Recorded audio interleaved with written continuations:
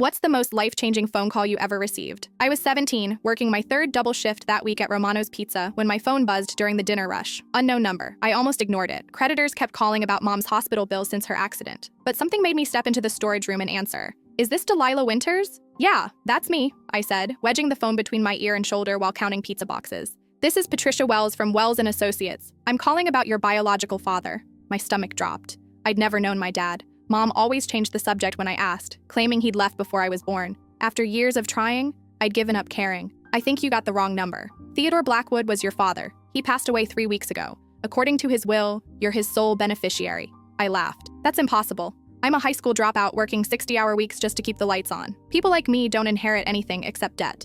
The estate's worth approximately $2.3 million.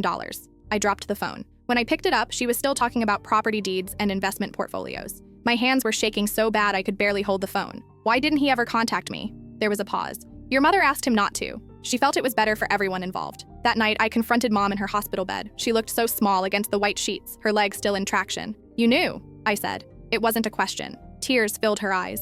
Teddy was married when we met, had 3 kids. When I got pregnant, his wife found out and threatened to destroy him.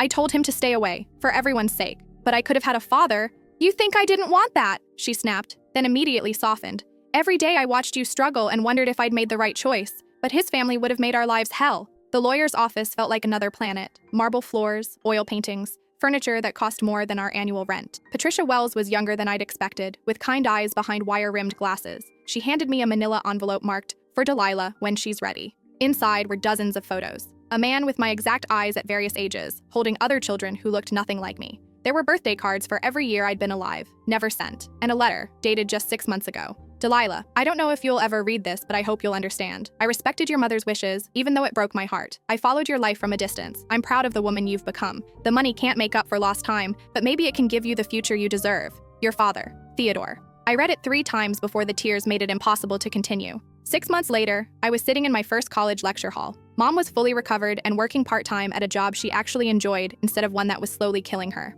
I'd bought us a small house with a garden where she could grow the roses she'd always talked about. The night before I left for school, I found her in that garden, reading Theodore's letter for the 100th time. Do you regret it? I asked. Keeping us apart? She looked up at the stars. I regret a lot of things, but not protecting you from becoming a secret that could have destroyed multiple families. You deserved better than being someone's shame. She was right, but it still hurt.